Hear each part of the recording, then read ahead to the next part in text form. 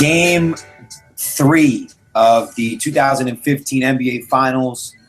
About 2 minutes, 44 seconds left in the second quarter. Glad that you could join us for our halftime show. We're going to take you through these last 3 minutes, trying out a little bit something new. Harris Wishart, Nick Fay, joined by Jack Fave in a little bit at OTG Basketball on Twitter, sending us your questions and comments as the Cavaliers lead the Golden State Warriors 40-35. This Iguodala free throw is off, so still 40-35, Nick, as the Cavs look poised and continue to give the Warriors problems. First off, how are you tonight? And we got another tight game here in the NBA Finals. I'm doing great, Harris. Happy to be on with you as always. And like you said, it's another tight game. One thing I will say about this game, LeBron James has come out aggressive, and it's really made a lot of energy for his team. This is a type of game the Cavs want to play. It's not really high scoring, low shooting percentages. The Warriors haven't really got any rhythm, and things are looking good for the Cavs right now. Iguodala finishes in transition again, and they've gotten a huge boost from him as he flushes one. The energy, 10 points in this ball game, picking up Steph Curry, who again has been struggling. Something we talk about a lot this season is usually when a guy like that, a guy of that stature, has an off night, he usually comes back, especially a game of this magnitude, would come back and play well. What have you seen from the Cavs that's bothering Steph? Well, Dellavedova, first off, is just annoying Steph Curry. He's just getting into him, making everything a lot more difficult for him. And the Cavs in general are sending a lot of double teams his way. One of our writers, Parth, wrote a great article how the Cavs are handling Steph Curry. They're just coming hard at him off the screens, making it difficult so he has to pass the ball right away, not able to set up. And even in the times we saw him able to drive to the rim, the Cavs have done a great job reacting and making it just tough for him to get shots up. And Steph Curry is definitely a rhythm kind of player. He needs to take shots to be effective.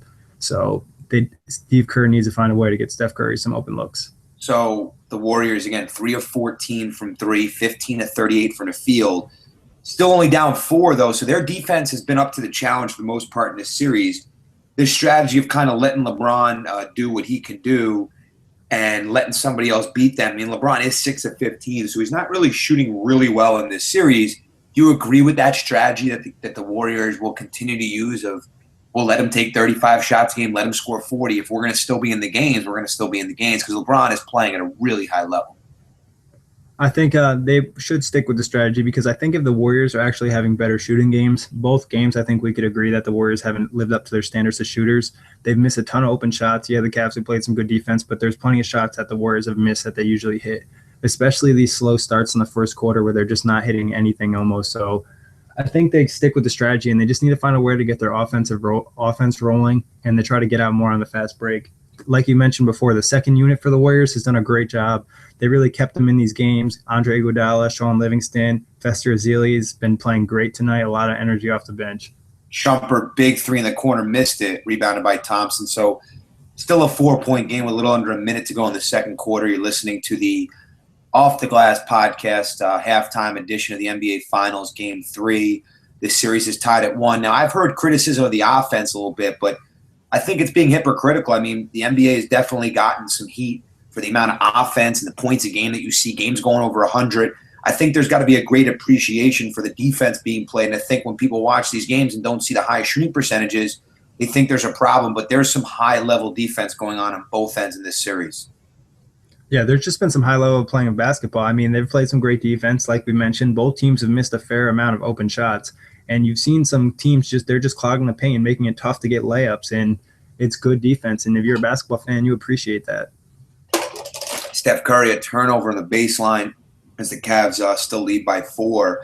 If you were to double up, and we expect the offense to pick up a little bit in the second half, but if you were to double up the score right now, it'd be 82-74. So the shooting percentage are low, like we just said, but what do you think it's going to take for the Warriors specifically to put their foot on the gas a little bit, come out in the third quarter and win a game that would be really huge to turn back the momentum of this series?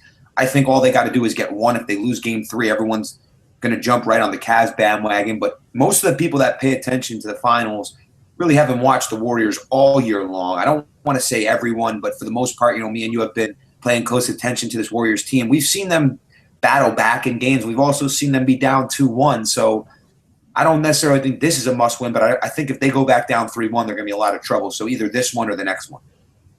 Yeah, I agree with that. They definitely have to win either game 3 or game 4, especially because the Cavs came away with game 2, and you don't want to put that type of pressure on yourself to be down 3-1. So, and to get going, I think they just really, as soon as they start to get a rhythm with their offense, I think it'll carry over game to game. I thought maybe after the late in game 1 where they start to get clicking on offense, it would carry over, but the Cavs done a good job of keeping out of rhythm. Something we saw Memphis do was play really aggressive and physical with them, not allow them to get the open looks that they usually get, and forcing them to third or fourth options. And sometimes these guys aren't as confident in taking the shots, especially when it's in the finals. We saw someone like Draymond Green who missed his last 13 threes before hitting that one in the mid-second quarter. So confidence could be a problem. Eventually, we expect Curry to get going in final play of the first half. Before we're going to bring Jack on at halftime as James Jones hits a big three on the left wing. So Cavs now lead by 7 with a little under a second to go. And that's a really important shot because we know the difference between 4 and 7 as wow, that almost went in. So the lead is 7 at half, and now the pressure is on the Golden State Warriors. But at the same time, I think they should have a mentality of we just got to get one here in Cleveland, just like Cleveland had in Golden State. So I expect Curry to get going at some point in this third quarter. And knowing that there's so much focus on him, I said it to my dad earlier. I said, Dellavedova has to feel people. He's got to feel screens. They got to do a better job of getting Curry clean looks. And if it's not going to be Curry, listen, he has 3 assists, but it just looks like he's been on the floor for 20 minutes, and it doesn't feel like he's been on the floor for 20 minutes. So he's got to make his impact felt in the third quarter early, I think. Yeah, they definitely need to find a way to just get him some looks or even just get him the ball and, like you said, set up his teammates. Even though he has 3 assists, I think he's done a good job of reading when they're doubling him off those screens. And he hasn't had as many turnovers as the last game, so I think that's something to look a key good point for the Warriors. But like you said, they still need to get him going. He's their best player. He needs to make some shots. They need his scoring. So I think Kerr's going to draw up some nice plays just to try to get him some open looks. And we'll bring on Jack Falvey, who writes for Off the Glass Basketball. Jack, enjoying the first half of action. You had predicted that the Cavs would win this series. What are you seeing so far from the Cavs that makes you think your prediction is going to be correct? Well, first off, thank you guys for having me. Absolutely stoked for this to be my first podcast coming live from the NBA Finals. But as I'm sitting back in my living room watching the game, I continue to see LeBron want to take over the game, and I think that is the reason why this Cavaliers team is going to win.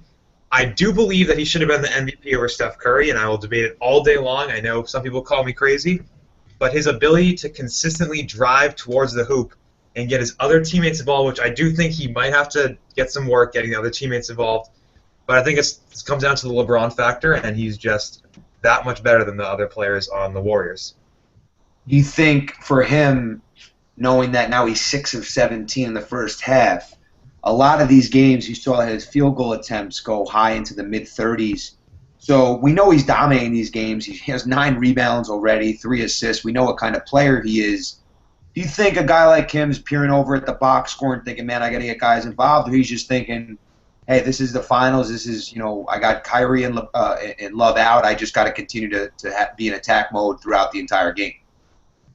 I think it is a part of him wanting to be in attack mode because he knows that his 2 best players are out, Kyrie Irving, Kevin Love, and he feels the need that, I have guys like Dellavedova, Shumpert, J.R. Smith, these guys that aren't these star players in the team that are going to go out every night and give me what Irving and Love gave me.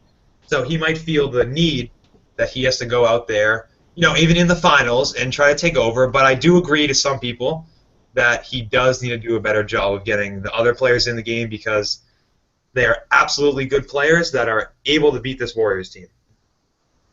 Nick, you want to chime in here? Yeah, I would definitely agree with what Jack was saying. I think he does need to be aggressive and set up his teammates. But one thing that does happen when LeBron drives to the rim is it allows Tristan Thompson to get rebounds. And a lot of the time, the Warriors are reacting with around 3 guys every time LeBron drives to the rim. And you have to see Thompson, who had, I think, 7 rebounds in the first quarter. So definitely having their impact, and they need to win the battle on the boards. And I think that's one area that the Cavs are better than the Warriors, and they need to take advantage of that. Even though the Warriors have rebounded well in the playoffs, they're just a little bit undersized, and I think the Cavs need to take advantage. Well, when Love went out, I said that Tristan Thompson, I think, and listen, I'm not making the argument that he's better than Love, but he brings some things to the table maybe that Love doesn't. And Love is a great rebounder, but there's a toughness factor to Tristan Thompson, and he seems to be giving the front court of the Warriors some trouble. Now, Jack, when you made this prediction, were you taking into consideration that Tristan Thompson was going to be able to match the toughness of Draymond Green? Absolutely. I've watched him, as a Celtics fan. I've seen Tristan Thompson go out there those 4 games and just tear the Celtics apart on the boards. I knew he could go out there and provide what Draymond Green provides for the Warriors. And I know that once the offseason comes, Tristan Thompson's going to be gone. He's going to get his big bucks because of how he's played in this playoffs. He's proven he's a tough player that can go out there, get your rebounds, maybe not the points yet. He obviously has to work on that, but he definitely can play with the best, and he deserves what he's going to get this offseason. Yeah, and also Tristan Thompson providing that toughness and for the Cavaliers, but Timothy Mozgov, and his numbers aren't really that impressive tonight, but he had a huge role in Game 1. Are what we've seen from the role players of the Cleveland Cavaliers more about how great LeBron's been, or these guys actually deserve some credit too? I think it's a combination of both. I would say they're talented players, but playing with LeBron James always helps everybody.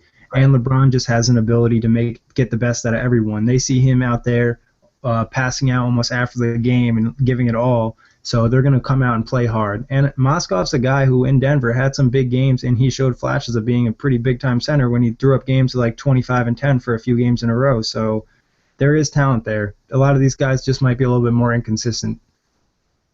And to build off of what Nick was just saying, I think it also speaks to LeBron as a leader in the NBA, that he is able to take those players that are considered role players, I do get that, and turn them into players that are consistently going to contribute to your team's success in the NBA Finals. And also, and there's no doubt, I'm a big Steph Curry fan, obviously pro MVP, Jack. I definitely see your point, though. There's no doubt about it that he's the best player in this series and on the planet.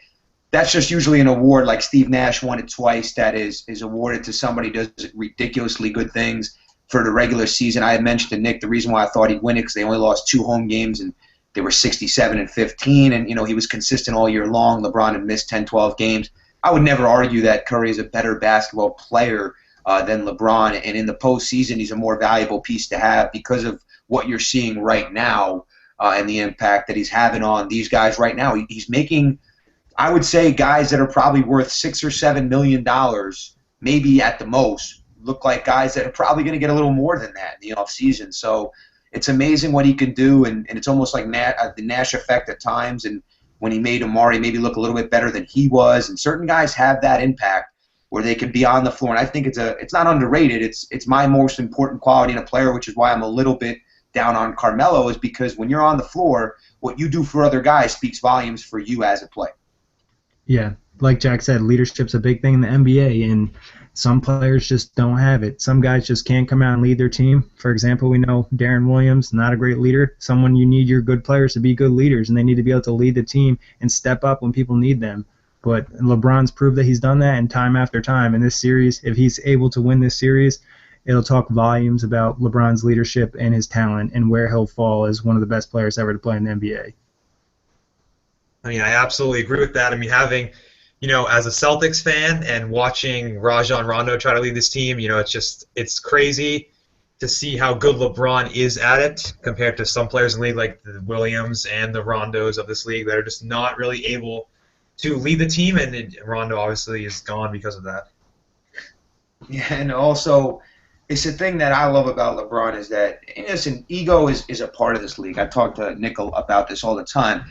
The best players have the biggest egos at times, but for him to be it's almost like he feels bad at the shot attempts. Now, I'm not going to say, he doesn't have extreme confidence. He doesn't sometimes have too much of an ego, but when you compare him to some of the greats, I mean, his unselfishness is unprecedented at times, and it's unbelievable to watch. He only has 3 assists tonight in the first half, but I think this is one of those situations where he knows if he doesn't score 40 points, this team might be in trouble. So in the rare case of this situation, these finals, where he has to be that guy, if you look at his body of work, his leadership is very impressive. When he got over that 2011 finals, since then I've been extremely impressed by his ability to do just that, and other players in the league should be taking notes. They really should. He just, like you said, it just speaks volumes. And he's rebounded from having bad finals. And like we mentioned before, he had some demons, but it looks like he's well past those this series. He has no problem. He's aggressive. He might be missing shots, but like you said, his team needs him to take those shots. And they even still have value even when he doesn't make the shot, just like I mentioned before. Tristan Thompson's grabbing rebounds, Moskoff, and then the potential of setting up the teammates. So I think the aggressive is just not a problem. Even though he's not hitting the shots necessarily, it's still a good thing. Anytime LeBron's driving to the rim and not settling for a jumper, I think you should be happy as a Cavs fan. And Jeff, I just want to ask you, what do you think the Warriors have to do a better job of with Steph Curry? Is this a Dellavedova situation, or is this the Warriors' problem to deal with? I think it becomes both of their problems. Sure, you can give Dellavedova all the credit in the world for shutting down Curry, but at the end of the day, I do not think this. I believe he's Australian free agent. Is going to be able to shut down the league's MVP. No, I think it becomes part of the Warriors' problem.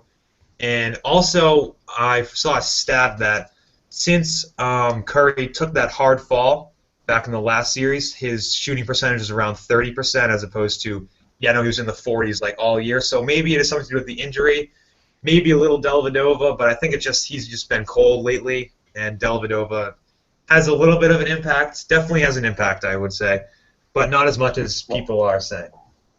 I want, as a person who supports what Curry is about, I just would like to see him go over to a Draymond Green, go over to a Bogut. And Bogut, to me, has been the most disappointing player in this entire series so far.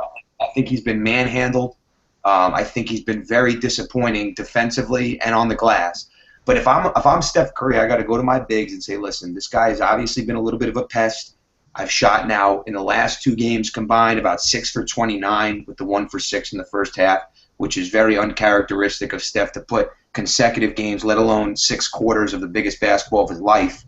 So I'm going up to those bigs. Whatever we got to do, we know what the Warriors like to run. They have the bigs at the high post, and they go several down screens. But if Curry doesn't get going in this third quarter, and they're down 2-1 with their backs against the wall, obviously I would think he would come to play in Game 4. But this is a big moment for him in his career going down the stretch in this series. So I'd like to see what their answer is here.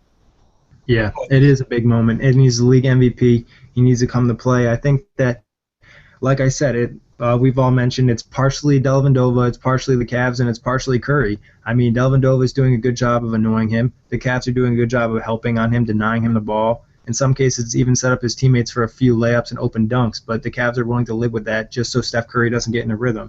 And Steph hasn't helped the cause at all because he's missed plenty of shots that we've seen him make. So it's a combination of 3 things, but they need to get this problem solved before the series is over.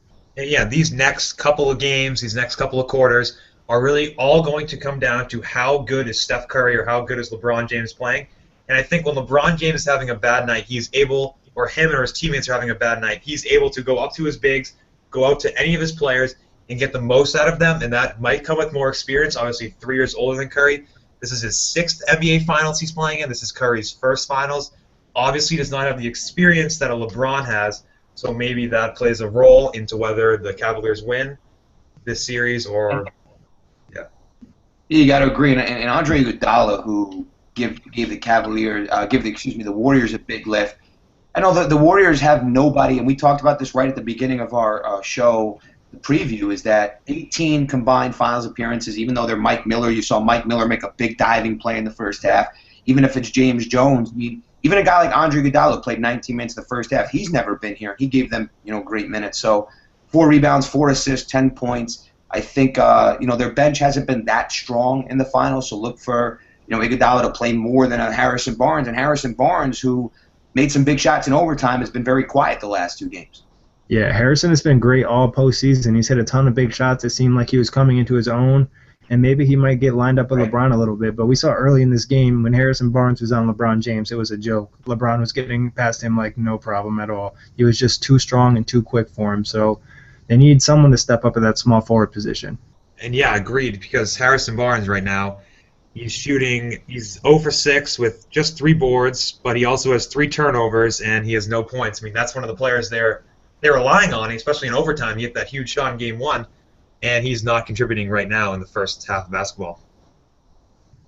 Yeah, absolutely. So you saw David Lee. actually get in for a couple moments. Is he going to have an impact on this series, or that was just to spell guys for a few minutes?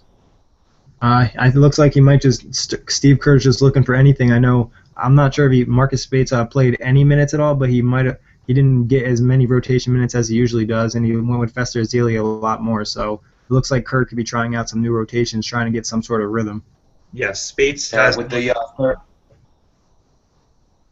Yeah, I was just going to say with the third quarter about to be underway in a couple moments, we'll just go around quickly like we did in game one and go to some of our predictions. Let's start with Jack. Jack, for the second half, and who's going to win tonight and why? Definitely, Cavs taking this one home down to the Q.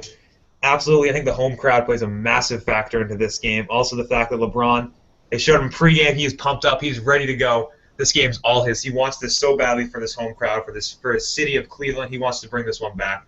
And I think they win, as I predicted, they win probably about 10, and I do think I'm sticking with the J.R. Smith, who's going to score around 20 points. I like that prediction, and Cavs definitely taking this one home. Nick? As much as I don't want to say it, I think the Cavs are going to win this game. Just LeBron James has come out with a different look in his eye. Like, he just has a different type of energy. This is his hometown. He wants this game real bad, and he's been aggressive. He has not accepted no. He's been persistent driving to the paint. So look for LeBron to be big in the second half and the Cavs to win by 2 baskets at the end. Now, let me preface my prediction by saying that I do think the Cavs are going to win Game 4. But I think the Warriors are going to win Game 3, and I'm going to tell you why. I think this guy, Steph, is going to come out with a different mindset in the third quarter, and I think he's going to show us a lot. Now, this game, to me, is going to be coming down to a couple possessions anyway. Would it shock me to see the Cavaliers hold on to this 7-point lead? No. J.R. Smith, 3 of 5 for 7 points in the first half. Shumpert, 1 of 2 for 3. I mean, I think the load is so much on LeBron here that these other guys are going to have to make big shots. And the Warriors and the Cavs shot it decent in the first half. I just think going down the stretch, advantage to a guy that has to eventually get hot, and he's 6 of 29. So I think the Cavs will win Game 4. That would me preface it by saying it's going to go back to Golden State 2-2 regardless. But this is me thinking that after 6 for 29 that he's eventually got to get going. But wouldn't shock me either way. But I'll stand by my prediction of the Warriors by 5. I agree with you in the fact that it's going to go back to Golden State 2-2. So I think whoever doesn't win this game will probably win the next game, and we're going to see probably, like we talked about, the 6 or 7 game series. Right. And listen, we want to thank Jack for giving us some great insight on the halftime show tonight, and continue the great work on the website. Anybody who listened in tonight on the podcast will be up on our website. Enjoy the second half action, and really appreciate everyone out there. Nick and Jack, enjoy the second half. Thank you, Harris. And everyone, thanks for supporting the website. Thank you, Jack, for a great podcast, and everyone enjoy the rest of the game. Yep, thanks.